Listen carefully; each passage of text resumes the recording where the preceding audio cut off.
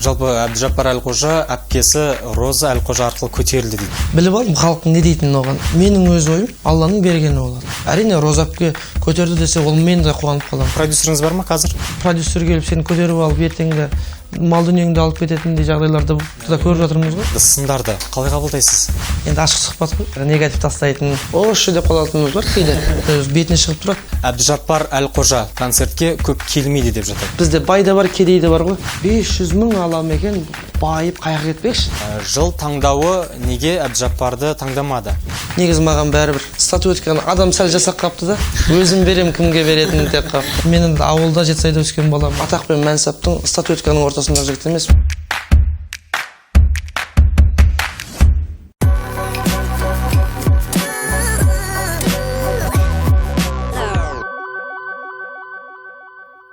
Армысыздар қымбатты көрермен, эфирде сұхбаттайым бағдарламасы, оның жүргізушісімен Орал Камал. Бағдарламаның бүгінгі кезекті саны баршаңызға белгілі әнші Әбдіжаппар Әлқожа. Мен Әбдіжаппар Әлқожа, осы әнімді жақсысың мен жаңа дүниеңді жаңалық қыла алмай, өз пайдасы үшін жұртшылыққа жаманатты қылып желілерге басқа есіммен жасырынып, жарнамамен жаман жаңалық жасайтын хайперлер мен хейтерлерге арнаймын.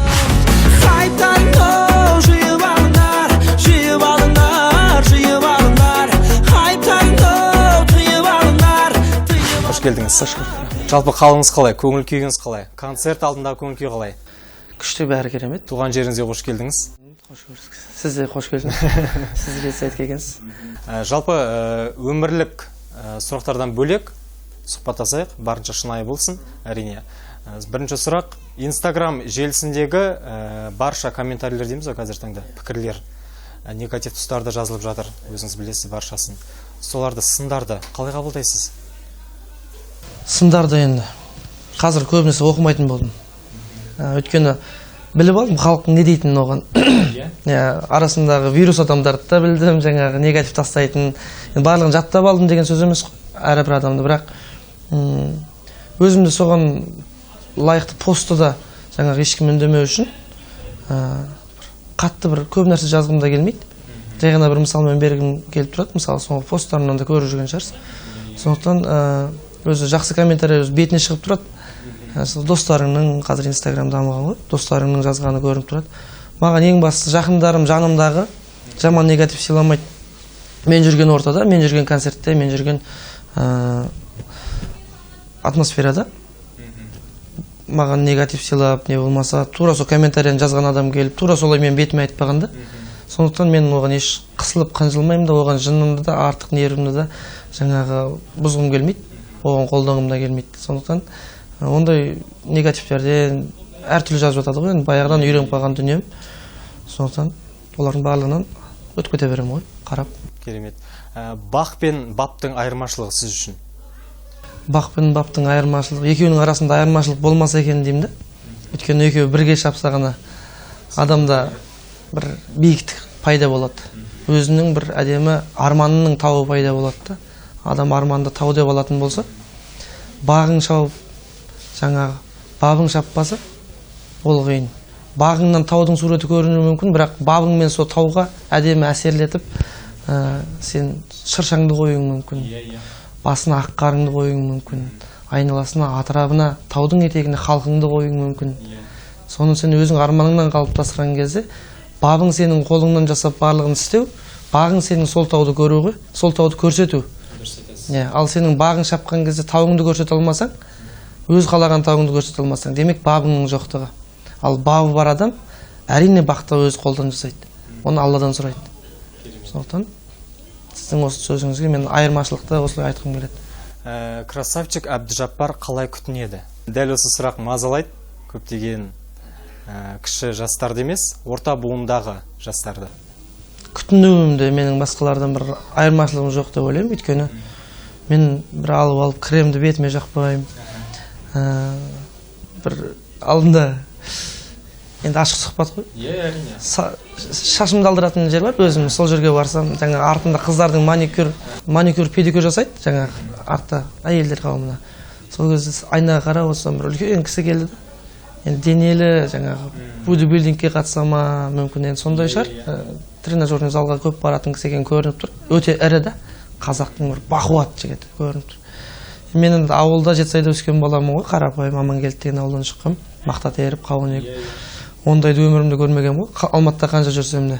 Сол жігіт шашын алдыратын шығар деп ойлап отырсам, айнадан қарап тұрмын артыма, алдымдағы айнадан. Сөйтсем, бара салып, қолын былай қойған кезде, жаңа майысып тұрып, анандай денесімен, анандай несімен да, өте бір денесі әдемі да, жарасымды, өзінің денесін күтетінді көрініп тұр, бірақ енді сондай денеге тырнақты күтудің қажеті жоқ шығар деймін да енді.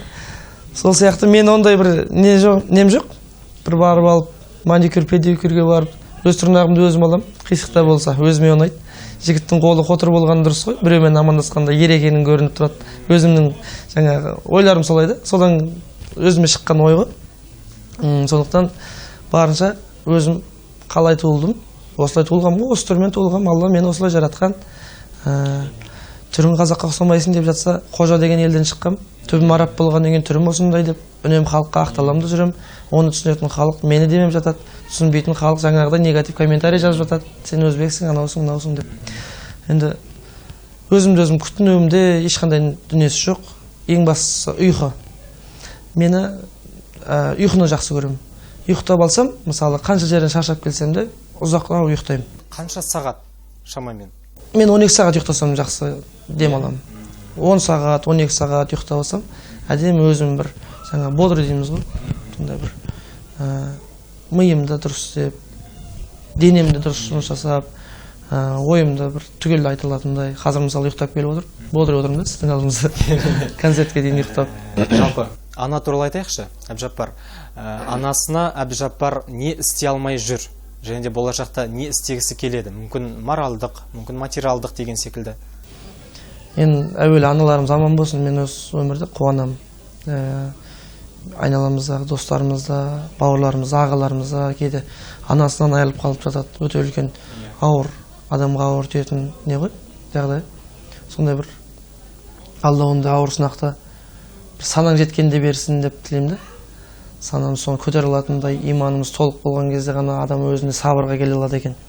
Қазірде әйтеуір жүрегімізде аздап бір иман бар, Аллаға шүкір. Сол иманымызбен анама, әкеме өмір сұраймын Алладан. Я Алла, ата-анамның өмірін ұзақ ете көр. Бар бақытты көрсін, бар байлықты көрсін, қуанышты көрсін деп. Сондықтан анама жасай алмай жүрген дүниелерім өте көп.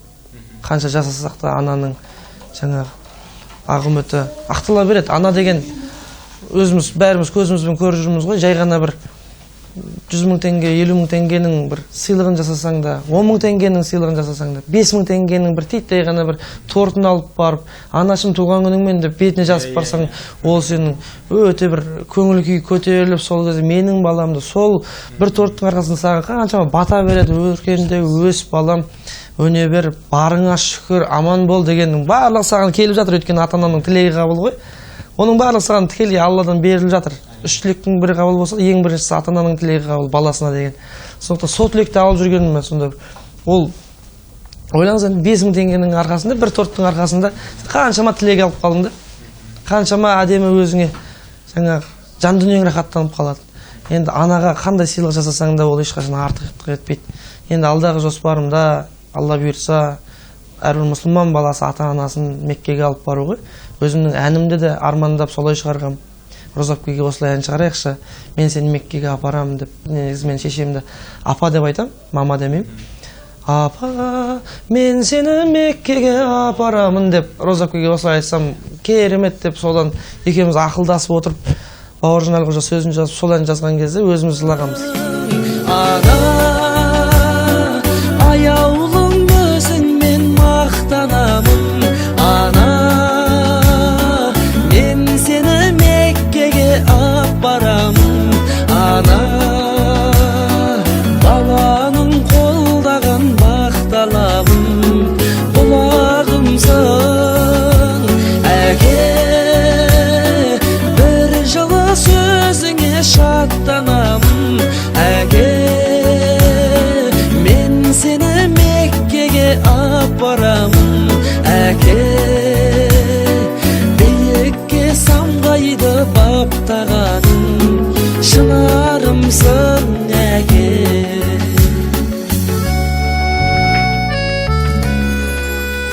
сол ата-анамызды апаруымыз керек Меккеге. Әр бала апарса, қазір жетілдім деген балдар, жігіттер, қазақ азаматтары жүр ғой.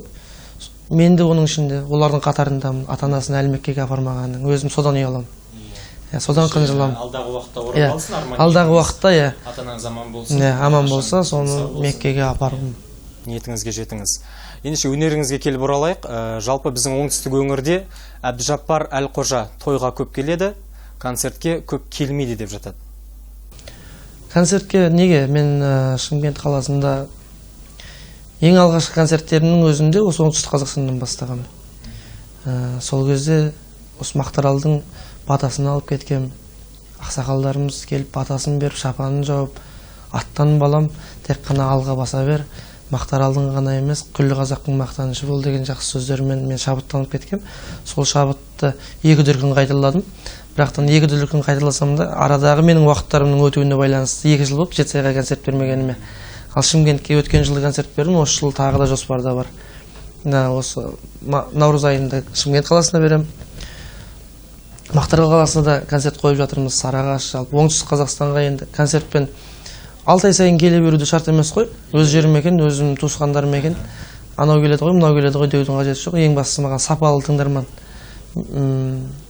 сауатты, сондай бір әдемі халық. Сәл сағындырып та қойған жақсы көреміз. Бір шыққан кезде халық көп етіп, қошеметін қарқынды етіп, бір қатарынан тұрып ұрса, ол да бізге үлкен қуаныш қой. Сондай бір әдемі дүниелерді күтеміз бізде. Сондықтан қазір бабында тұрған кезде әрине концертті береміз. Жетісай, Мақтаралға береміз. Қазір күллі Қазақстанға беріп жүрмін ғой. Батыс, солтүстік, оңтүстік, шығыс, сол жоспарлардың ішінде өзіміздің де туған жеріміз бар. Жалпы Әбдіжаппар Әлқожа әпкесі Роза Әлқожа арқылы көтерілді дейді. Сол әңгімелер қалай өрбиді? Сізге қалай тиеді? Қалай қарайсыз сол әңгімелерге? Дұрыс қой. Әркім өз миының сараптауымен санауы бойынша ойланады. Сосын өз солай шешім шығарады. Ал менің өз ойым Алланың бергені болады. Алланың бергенінен ешкім асып таймайды. Ол солай жазылды ма, солай болады. Сәл минус жер болатын болса, сол минусы да солай жазып қойған. Ал адам өз бабында жаңағы бақ пен бап деген сияқты, Алла бабымызда жүрдік, Роза әпкенің жанында жүріп, мысалға. Әрине Роза әпке көтерді десе, ол мен де қуанып қалам. Әпкем көтерсе қуаныш қой. Айналадағы бір продюсер келіп сені көтеріп алып, ертеңгі мал дүниеңді алып кететіндей жағдайларды да көріп жатырмыз ғой. Ал әпке деген ол бір құрсақтан шыққан, ағалардың қамқорлығынан да қатты қамқорлықты жасай алатын қолында болатын болса.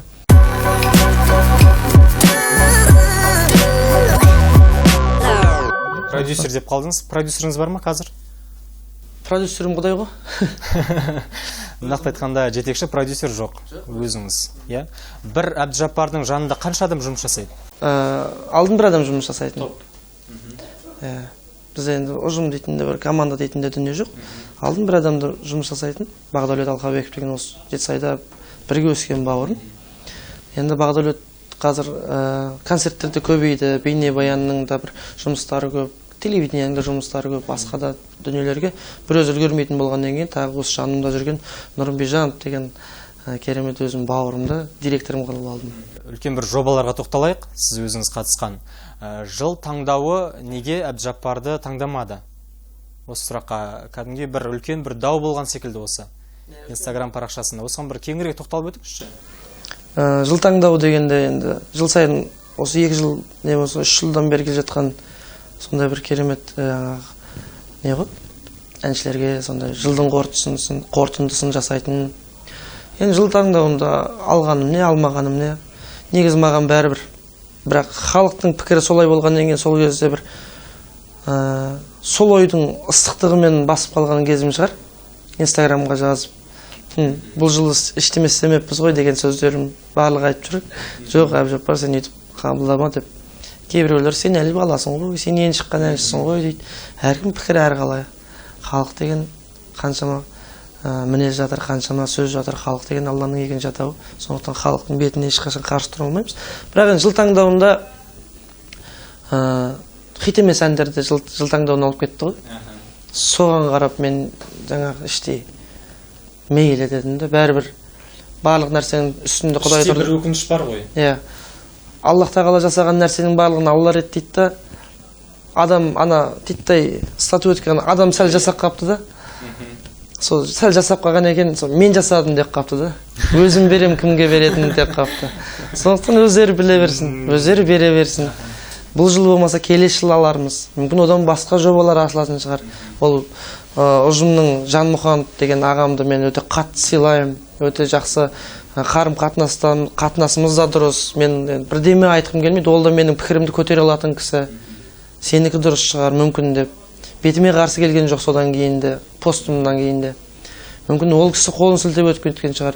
Мен енді қайта жылтаңдауын айта беріп, оның бір жарасы шыққан дүниені артынан бетін қазбалай бергім де келмейді. Сондықтан да жылтаңдау деген сондай дүние болды, кетті.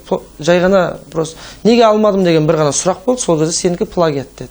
Плагиат. Ал басында мен өзім таптым деген әнді ұсындым, дұрыс деген қазақ авторлар жазған әндерді ұсынып едім. Жоқ, сіздің мына кеше деген әніңіз хит болып жатыр. Осыны жылтаңдауында орындаңызшы деді. Орындаңыз деп өздері сұрап, бірақ плагиат деп бермегені енді сол жағы ғана болды. Халықтың бірақ ыстық ықыласын өзіңіз білесіз. Әрине, маған ең бастысы халықтың ортасындағы жігітпін ғой. Бір атақ пен мәнсаптың статуэтканың ортасындағы жігіт емеспін. Маған халық өзі беріп қойған ғой. Қазақтың әбжаппары, енді қалыптасып келе жатқан жігіт, осындай әнші деп. Жұлдызды жекпе-жекке тоқталыңызшы, 2-ші маусымында болдыңыз. Жұлдыз жекпе-жектің 2-ші маусымында қатыстық. Әміре бауырымызбен сайысқа түсіп, ол жігітті сарапшылардың сөзі бойынша маған жеңіс берді. 2-ші қатысуымда Жолдасбек Әбдіхан, өзіміздің жерлеспен, менің ол бауырым, досым, ауылдасым. Жолдасбекпен шығып қалған кезде қатты біз екеуміз де қиналып қалдық та. Не істеріміз білмей қалдық. Тура келгенін айттық. Тура келген әнді айттық. Дайындық та өте аз болды. Арада 2-ақ күн дайындық болды. Ол 2 күннің ішінде мен Қызылордада тойымда болдым, алып қойған тойларым бар, басқа бар, рейсім бар. Жекпе-жектің алдынан ұшып келдім. Сондай бір үлкен нагрузкамен келдім да өзім. Сол дайындығым аз болып қалды. Жалпы мынау байқауларға келіп тоқталайықшы. Республикалық халықаралық байқаулар сіз үшін әділ өтеді ме? Байқауға көп қатысқан жігіт емеспін. Мен досым Нұрболат Абдуллин көп қатысады байқауларға. Байқаудың әншісі. Мен эстрада әншісімін, орындаушымын, жаңа әндер шығарушымын. Байқауға енді хит болған әндер, нотасы жоғары әндер, әлемдік деңгейдегі жаңағы Димаштың орындап жүрген сияқты әндерді орындайтын жандар қатысады ғой. Менің жан дүнием мұндай әндерге қатты құмар емес. Менің жан дүнием жаңадан бір ән шығару. Мен өзім де ән жазам. Сөзі де жазып тұрам анда-санда. Өзім бір шабытыма келген сәттерде әдемі ойлардан әдемі түйсік жасап, түйін жасап. Енді байқауларға мен ештеме дей алмаймын. Ол жерде кім отқанын да білмеймін. Енді біз эстрада жағынан айта берейік. Байқауда эстрада әндер ғой. Иә. Ол жерде мен қатысып көрмегеннен кейін әділетсіздігін көрмеймін. Білмейсіз. Жалпы той саласы Алматы қаласында Әбжаппар гонорары 500 мың теңге деп жатады. Басқа өзге қалаларда қанша нақтырақ айтқанда? Мүмкін Батыс миллион ба Алматының өзінде? Эфирде мен бағамды айтпаймын. Айтпайсыз. 500 мың емес қазір. Одан да жоғары болуы мүмкін, не төмен болуы мүмкін. Келісімге байланысты. Бір емес 2 администраторым бар. Бай қалалар дейікші, Батыс қалалары қалай? Біздің қаланың бәрі бай ғой, просто мұнайы бар болғаннан кейін бай қала деп айтып жатады. Айтпасам Шымкентте 3 миллион адам тұрады ғой. Тұрған жоқ дейсіз ғой. Байымыз ғой, Аллаға шүкір. Эфирде неге айтқым келмейді гонорарды? Өйткені біздің халықтың арасында 10 мың теңгеге жағдай жетпей жатқан адамдар бар. Миллион теңгені миллион ақ па дейтіндер де бар да. Сондықтан біреудің жынына тиюі мүмкін, біреулер мені менсінбей қоюы мүмкін. Мен қазір 500 мың теңге деп айтатын болсам гонорарымды, 500 мың алам екен, байып қаяқ кетпекші деп сөйтіп сөйлеуі мүмкін. Менің өзімнің расходым бар, өзімнің жаңағы дүнием бар. Біреулерге ой, мынандай арзан екен ғой, одан қайта сырттан арашы шақыра салмаймыз ба деген сияқты дүниелер айтып. Сондықтан да бізде бай да бар, кедей де бар ғой. Сондықтан да екеуінің ортасында бір бағамды айтып алып, екі жақтың жынына тимей қояйыншы деп отырмын да. Әбжаппарда бір өкініш бар ма? Осы сәтке дейін. өкінішті бір көкейіме алып, жүрегіме алып жүретін жігіт емеспін. Өкінішті сол жерде өкінем да, болды. Соны шығарып тастаймын. Жанымдағы достарым көп. Бір сәтті айтыңызшы, енді осынша уақытқа дейін бір өкініш болған шығар. Әттеген-ай деген, осындай неге болмады екен сол кезде деген секілді. Өте көп негізі. Көп дүниелердің арасында өкініп қаласың. Мен білімсіздігіме өкінем сәл. Ауылдан шыққаныммен, ауылда білім бар ғой, сол ауылдың әдемі тәрбиесін алып алдым да, қазақилықты алып алдым да, бірақ әрі қарай дамытып, сол бір өнерді қолап, шетелге шығатындай бір дүние жасалмағаныма өкінем. Димашты қарап тұрам да, әдем таңым санам, қуанам. Бала кезінен ата-анасы дайындатты. Бала кезінен әнші қылып таза, ең құрсын мұздай суын ішкізбетті ол балаға. Алла да сондай дарын беріп қойған. Алла жаңа айтып отырмын ғой, әрдемен өз сәтімен жасайды, өзінің лицензиясы болады, одан артық та кем де болмайды. Адам ойлап қалады, ой бұл жер артық болды ғой деп. Сондықтан да сол балаға қарап қызығам. Шетелдің әншілеріне қарап қызығам. Мысалы Таркан деген әнші Турцияда армияға бармаған әнші да. Түріктердің барлығы армияға барып, ол бармаған. Өйткені оны дайындаған мировой деңгейге шығаруға. Түріктерден де бір әнші шығу керек қой, Түркиядан деп ше. Демек, соны дайындады, елінің атын қазір Таркан күллі әлемге танып жүрді. Біздің Димаш солай дайындады, ата-анасы дайындады, халық дайындады. Ол да Қытайға барып жаңағы керемет дүниесін ұтып, міне, шынайы талантын көрсетті. Демек, Димашты қарасақ Тарканнан да мықты ғой. Дауысы деген өте, түрінің өзі қандай әдемі, болмысының өзі, сахнада тұрысын. Мен өз пікірім, басқа Тарканның фанаттары маған қарсы шықпасын енді. Бірақ біткен кезде жеңіп тастады да барлығын. Қазір енді The Best World'та жүр, әлемдік жаңағы неде. Оған қатысып, кәдімгі 98 балл алу деген өте қуаныш. Мен өзім Димаштың фанатым қазір. Сондықтан мен неге сондай болмадым деген өкініш бар. Менің неге дайындамады екен деп. Менің де мысалы ән айтқан кезімде жоғары ноталарға шыққан кездерім өзіме ұнайды да. Сондықтан көп әндерім жоғары тональдікке қойып айтамын. Үш октава дегенге мысалы мен де жете аламын. Сәл мен күшенсем, вокалды дұрыс оқысам, вокалды да дұрыс оқи алмай қалдым да мен.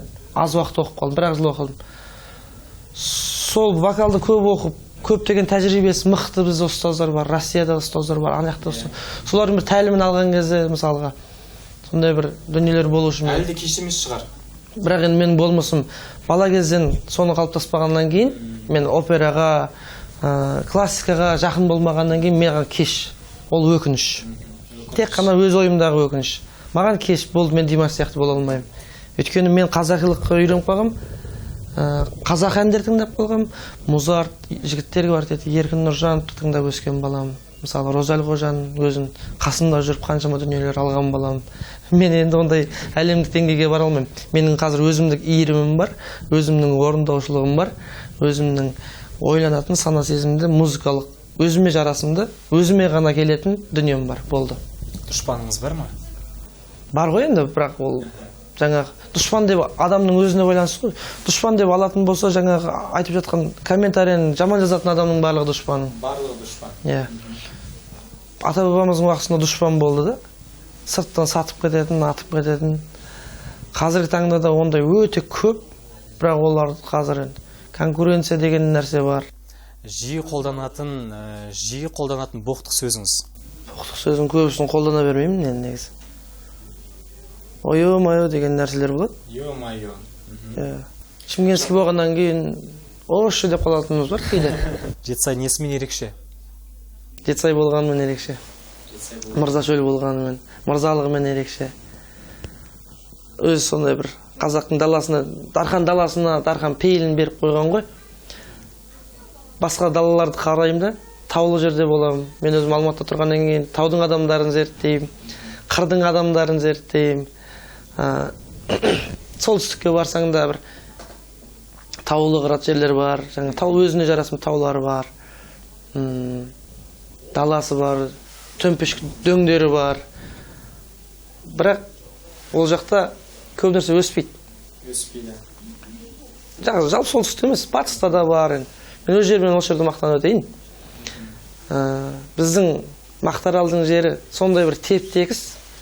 Алдыңдағы 2 километрді көресің көзіңмен. Стол отырған 2 километрдегі. Басқа жерде ондай көре алмайсың. Сондықтан сондай тегіс жерге тегіс халықты берген. Дән тастасаң, сол дән атып шыға беретіндей. 2 құлақ бір шүк жарып, сол дәнің шыға береді.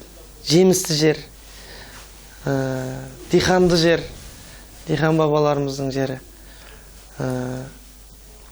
Ең дәмді жемістің жері ғой, негізі біздің Жетісай. Сондықтан да жеріне сай, сондай бір халқының да мінезі дәмді да, тәтті. Сөйлегеніміздің өзі жұмсақ сөйлейміз біз. Сол бір жеміс секілді сөйлейміз да. Суын шығарып, созып сөйлейміз, байқайсыз ғой? Әрине.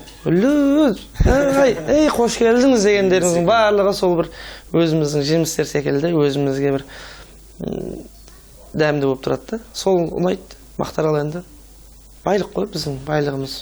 Халқының қонақжайлығы, Мақтааралға жететін жер жоқ қонақжайлықтан. Жалпы бүгінгі сұхбат жайлы ұнады ма сұхбат? Сұхбат әрине керемет. Сұрақтарыңыз да орынды. Қымбатты көрермен, қонақта болған әнші Әбдіжаппар Әлқожа 2019-да тек қана жаңалық күтіңіздер, шоу күтіңіздер, шоқ қылатын әндер күтіңіздер деген келеді. Осы сұхбатты көрген шынайы тыңдарман, осындай әншіміз бар деп, осындай сұхбатты көргендеріңізге біріншіден рахмет. Сосын сізге рахмет. Көзі құрақ көрерменге, сүйегіне саз қондырып, әуез әнмен бойын әлдейлей білетін арда жұртқа әрқашанда есті әндеріміз көп болсын. Халқымызға әрқашан Аллах тағала бақ пен берекені бере берсін. Қазақстан аман болсын. Рахмет. Қымбатты көрермен, қонақта болған Әбдіжаппар Әлқожа. Біз сіздермен қоштасамыз, әр күндеріңіз көрікті, нұрлы болсын.